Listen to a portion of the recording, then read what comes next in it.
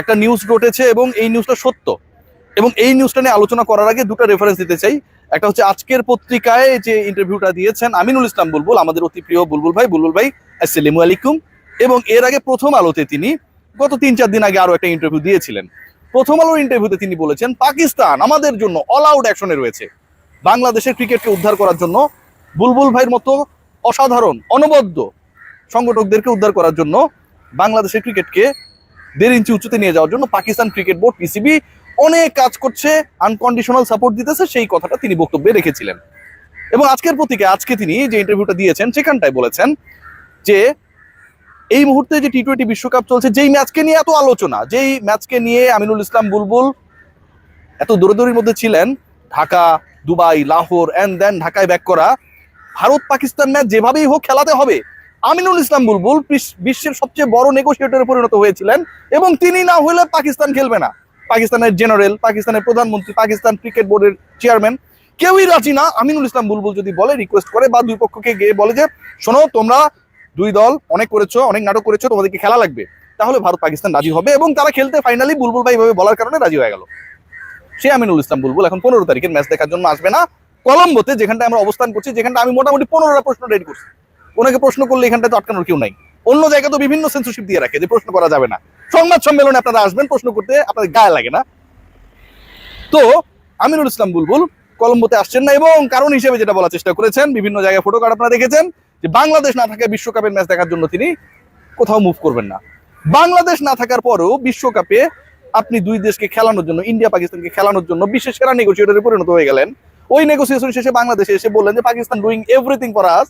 সেই আপনি যেই ম্যাচটা আপনার কারণেই নাকি দুনিয়া এরকম এত বড় লবিস্ট বাংলাদেশে বসবাস করে, বাংলাদেশ ক্রিকেট বোর্ডের দায়িত্বে, যে তার নিজের দলের অংশগ্রহণ ইনশিওর করতে পারে নাই, যে তার নিজের দলের অংশগ্রহণ ভারতের বাইরেই খেলেন না, কোনো সমস্যা নেই, শ্রীলঙ্কায় ইনশিওর করতে পারেন নাই, যে তার নিজের দলের অংশগ্রহণ করার জন্য পাকিস্তান যে হুমকি ধুমকি দিয়েছিল, বাংলাদেশ আউট হয়ে যাওয়ার পরে দিয়েছিল, আউট হওয়ার আগে, বাংলাদেশকে বাদ দেওয়ার আগে পাকিস্তান ক্রিকেট বোর্ডকে বাধ্য করতে পারে নাই যে বাংলাদেশকে বাদ দিলে পাকিস্তান ভারত পাকিস্তান ম্যাচ খেলবে না। সেই তিনি ভারত পাকিস্তান ম্যাচের নেগোসিয়েটর, সেই তিনি এখন দাবি করছেন বাংলাদেশ না থাকার কারণে তিনি ইন্ডিয়া পাকিস্তান ম্যাচ দেখতে আসবেন না। অনেকগুলো কাহিনী ঘটেছে ভেতরে, এই কাহিনীগুলো আপনারা জানেন না। এই আমিনুল ইসলাম বুলবুল, আমি সবসময় তাকে বলি যে তিনি অসাধারণ একজন মানুষ, সততা নিয়ে কোনো প্রশ্ন নাই। সততা বলতে ওই যে থাকে না, এর কাছ থেকে টাকা অমুক জায়গায় দিয়ে দিলাম, এরকম ক্রিকেট বোর্ডে অনেক নয়ছয় হয়। এরকম ক্রিকেট বোর্ডে রাজশাহী বিভাগ থেকে আসা একজন পরিচালক 2 নাম্বারি করেছে, এটা নিয়ে রিপোর্ট আসবে। এবং আপনি কোথায় কোথায় কি কি 2 নাম্বারি করছেন, এটা খুব চালাক মনে করেন না, সবগুলো বাইর করবো। কার প্রচারণায় গিয়ে নৌকা মার্কায় ভোট চাইছিলেন, সবকিছু প্রচার করবো, সবকিছু বাইর হবে। মিস্টার নামটা কইলাম না ভাই, টেনশনই থাকেন। সো আমিনুল ইসলাম বুলবুল এই ধরনের 2 নাম্বারই নেই, কিন্তু তিনি মিথ্যা কথা বলেন, মিথ্যাকে একটা আর্টে পরিণত করেছেন, শিল্পে পরিণত করেছেন। হামজা চৌধুরীর সাথে নামাজ পড়া, ভারত পাকিস্তান ম্যাচ নিয়ে তিনি সবকিছু করেছেন, এরকম একটা বিভিন্ন জায়গায় সিলেক্টেড মিডিয়ায় প্রোপাগান্ডাকে এস্টাবলিশ করার ক্ষেত্রে, কিংবা বাংলাদেশ ক্রিকেট বোর্ডের ডিসিশন মেকিং এর ক্ষেত্রে, যে বাংলাদেশ বিশ্বকাপে খেলবে কি খেলবে না, বাংলাদেশ বিশ্বকাপে ভারতের মাটিতে খেলবে না, বিশ্বকাপেই খেলবে না, এই ব্যাপারটাকে এস্টাবলিশ করার ক্ষেত্রে আমিনুল ইসলাম বুলবুল যে বা যার অথবা যেই সংগঠনের যাদের প্রেসক্রিপশনে চলেছেন, যে সিদ্ধান্ত মেক করেছেন, এগুলো ভাই আমরা সবাই জানি। আপনার সকল ছবি, সকল ভিডিও, সকল বক্তব্য আর্কাইভে রয়েছে। আমার মতো আরো অসংখ্য রিপোর্টার আর্কাইভে রয়েছে, এগুলো বাইর হবে, এগুলো বাইর হবে। ইন্ডিয়া বিদ্বেষ দেখান, আবার ওইদিকে বিশেষ একজনের জন্য ভোট চায় বেড়ান, এগুলো সব বাইর হবে, সবকিছু বাইর হবে। ভণ্ডামি করে পুরো বাংলাদেশের ক্রিকেটটাকে ধ্বংস করে দিলেন। বাংলাদেশ ক্রিকেটের ইতিহাসে সবচেয়ে ব্যর্থ ক্রিকেট বোর্ড, যেই ক্রিকেট বোর্ডে আন্ডারে বাংলাদেশ একটা বিশ্বকাপ খেলে নাই, যেই ক্রিকেট বোর্ডের প্রেসিডেন্ট আমিনুল ইসলাম বুলবুল দাবি করেন তার কারণে ইন্ডিয়া পাকিস্তান ম্যাচ 15 তারিখে অনুষ্ঠিত হচ্ছে। পাকিস্তান ইন্ডিয়াকে ডেকে তিনি বলেছেন এই তোমরা খেলবা, ওরা রাজি হয়ে গেছে খেলতে, এবং সেই ম্যাচ দেখার জন্য তিনি আসছেন না, কারণ বাংলাদেশ নাই। বাংলাদেশ যদি না থাকে তাহলে ইন্ডিয়া পাকিস্তান ম্যাচ করার জন্য নেগোশিয়েট করতে আপনার কে কইছে? কেন এটা করবেন বুলবুল ভাই? আপনার দল নাই, আপনার দেশ নাই, আপনার দেশকে according to your speech, to the speech of your board members, যে এটা ইন্ডিয়া, বিসিসিআই, আইসিসি বাংলাদেশের সাথে অন্যায্য আচরণ করেছে, তাহলে আপনি কেন ক্রিকেটের গ্লোবাল ইকোসিস্টেম রক্ষা করার জন্য ওখানটায় গিয়ে এই কাজটা করলেন? আপনি দাবি করছেন তো তাই, আপনার বোর্ড তো সেটা দাবি করছে। বাংলাদেশ যখন ক্রিকেটে খেলে না, বাংলাদেশ যখন বিশ্বকাপে খেলে না, তখন আপনার দেশের ক্রিকেটের গ্লোবাল ইকোসিস্টেম ঠিক থাকে। বাংলাদেশ না খেলে কোনো কিছু আসে যায় না, ইন্ডিয়া পাকিস্তানকে আপনাদের খেলাতে হবে, সেরকম বক্তব্য দিয়ে যে সস্তা জনপ্রিয়তা অর্জনের চেষ্টা করেছিলেন সেই আমিনুল ইসলাম বুলবুল, যে খবর আমরা পেয়েছি যে এসিসি সবশেষ মিটিংটা করেছেন সম্ভবত কুয়েতে, রাইট? সেই মিটিংয়ে আমিনুল ইসলাম বুলবুল খুব একটা সুবিধা করতে পারেন নাই। আমিনুল ইসলাম বুলবুলের এই ক্রিকেট বোর্ড অবৈধ, এবং সেই মিটিংয়ে আমিনুল ইসলাম বুলবুল এবং তার বোর্ডের রিসেন্ট পাস যে কর্মকাণ্ড সেগুলো নিয়ে আলোচনা হয়েছে।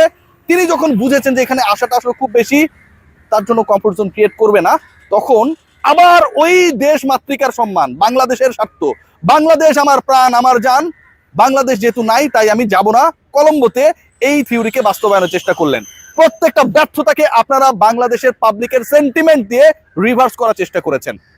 এখন পর্যন্ত বাংলাদেশ ক্রিকেট বোর্ড তার যে ফার্স্ট ক্লাস ক্রিকেটার রয়েছে, তার যে থার্ড ডিভিশন সেকেন্ড ডিভিশনের ক্রিকেটাররা রয়েছে, প্রিমিয়ার লিগ হবে কিনা, বিপিএল হয়েছে, অসংখ্য ক্রিকেটার এখনো পারিশ্রমিক পায় নাই, সেই ব্যাপারে কোনো নজর দেয় না। ঢাকা বিশ্ববিদ্যালয়কে, আমার বিশ্ববিদ্যালয় ভাই, 2 কোটি টাকা আপনারা দিয়ে দেন না, 2 কোটি টাকা আপনারা দিয়ে দেন without the approval from the board meeting. আপনারা দিয়ে দিতে পারেন, কারণ সেখানটা আপনাদের উদ্দেশ্য রয়েছে, সেখানটায় আপনারা কাউকে খুশি করতে চান, যে কারণে আপনি এই কাজটা করেছেন। অথচ আপনার পুরো দেশের ক্রিকেট ইকোসিস্টেমে এত বড় ঘাটতি, এত বড় ব্যাঘাত, আপনার একটা এক্সিলেন্স সেন্টার নেই প্রপারলি, সেই জায়গায় আপনার কাজ করা উচিত, সেগুলো নিয়ে আপনার কোনো কিছু করেন না। ঢাকা বিশ্ববিদ্যালয় মাঠকে তৈরি করার জন্য আপনারা শুধুমাত্র কিছু মানুষকে খুশি করার জন্য সেখানটা টাকা দিয়ে দেন।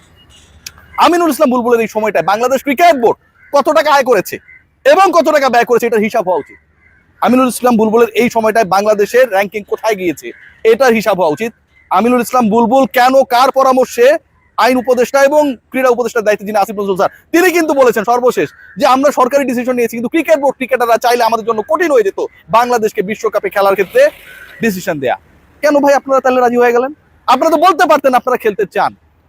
আপনি এত বড় লবিস্ট, আপনি এত বড় ভূমিকা পালন করতে পারেন, এত বড় নেগোসিয়েটর, আপনি এই নেগোসিয়েশন করতে পারলেন না যে বাংলাদেশের ম্যাচেসগুলো হবে শ্রীলঙ্কাতে এবং বাংলাদেশ খেলবে, ইন্ডিয়া খেলবে, পাকিস্তান খেলবে, সেই আলোচনায় আপনি নেগোসিয়েট করতে ঢাকা থেকে দুবাই হয়ে লাহোরে চলে গেলেন।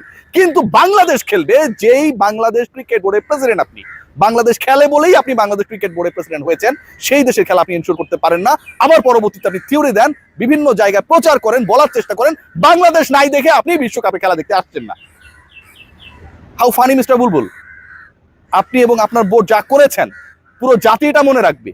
আমি আমার মতো যারা আছে, আমরা যে এই কথাগুলো বলি, সত্যি কথাগুলো বলি, আমরা গালি খাই, নো ম্যাটার, আমরা নানাভাবে নানা প্রশ্নের সম্মুখীন হই, মানুষ অনেক ধরনের কথাবার্তা বলে, নো ম্যাটার, কিন্তু এন্ড অফ দ্য ডে আপনাদের প্রপার পিকচার এটাই, এন্ড অফ দ্য ডে আপনারা এটাই, আপনারা পুরো ক্রিকেটের ইকোসিস্টেম নষ্ট করে গ্লোবাল ক্রিকেটের ইকোসিস্টেম ঠিক করার কথা বলেন, ইন্ডিয়া পাকিস্তান ম্যাচ খেলানোর কথা বলেন, নিজের দেশের প্রতিনিধিত্ব এনশিওর করতে পারেন না।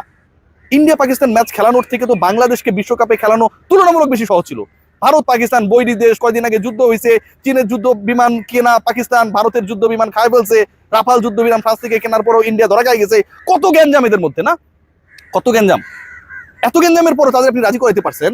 আর বাংলাদেশের এত বড় বড় কোনো গ্যাঞ্জাম নাই, বাংলাদেশের খেলা, বাংলাদেশের বিশ্বকাপ, বাংলাদেশের ম্যাচেসগুলো শ্রীলঙ্কা আনার ক্ষেত্রে আপনি রাজি করাতে পারলেন না। পুরো বাংলাদেশকে আপনি পোর্ট্রে করার চেষ্টা করেন, you are that negotiator who ensure the participation of India and Pakistan match on February 15। সবার সবকিছু বের হবে, সবকিছু বের হবে। বাংলাদেশ ক্রিকেট বোর্ড কারো ইচ্ছা মতো চলার জিনিস না। বাঙালি জাতিকে, বাংলাদেশের মানুষকে একতাবদ্ধ ঐক্য করার জায়গা যদি একটা থাকে, সেটা হচ্ছে আমাদের খেলা, আমাদের ক্রিকেট, সেটাকে আপনারা নষ্ট করছেন। ইন্ডিয়া থিওরি, পাকিস্তান ভালোবাসা, এই যে কথাগুলো বইলা আপনারা মানুষের সেন্টিমেন্ট নিয়ে খেলেছেন, এটার দায় আপনাদের নিতে হবে। সবাই ভালো থাকবেন।